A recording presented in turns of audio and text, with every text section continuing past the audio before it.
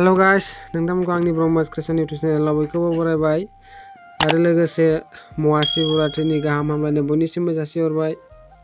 आसा खालामो नोंथांमोना भिडिअखौ जोबजासे नायलांगोन होननानै।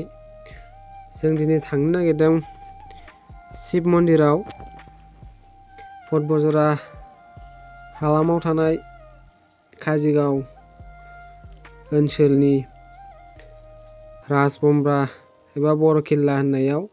बेयाव गोबां अन्थाइफोर दङ आरो हा सिङावहाय मैदेरनि महर अन्थाइजों दाजानाय, बेखौबो नोंथांमोननो दिन्थिलांगोन।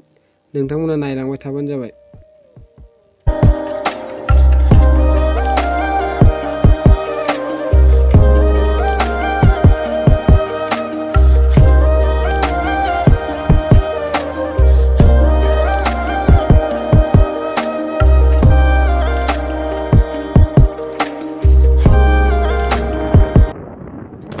फाइनालि सफैबाय गाइस, बियो मेन हाबजेननाय गेट। नोंथांमोना नायलांबाय थाबानो जाबाय।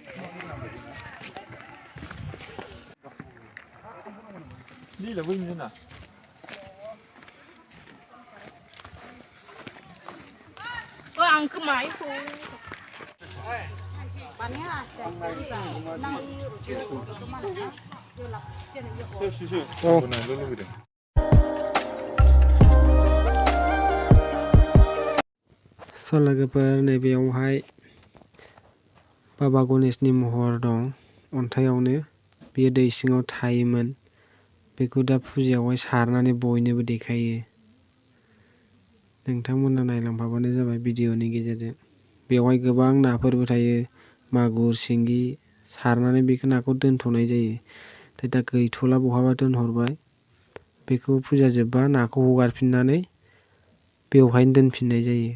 बै सिगांजों नायोब्ला बाबा गणेश एबा मैदेरनि महर बेखौ नुयो अन्थाइखौ।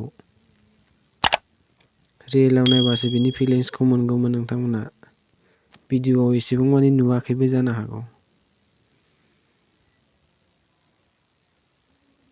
गोबां मानसिफोरानो बेवहाय फैयो।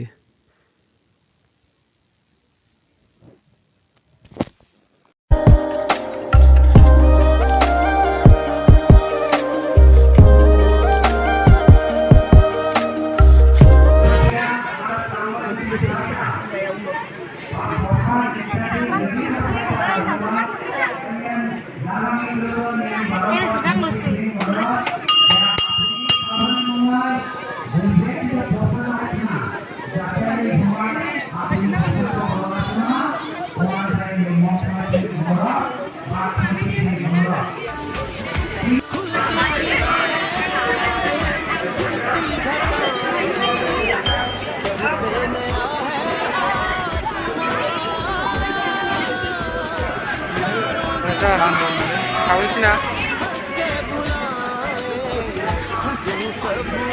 여러분, 가십니까?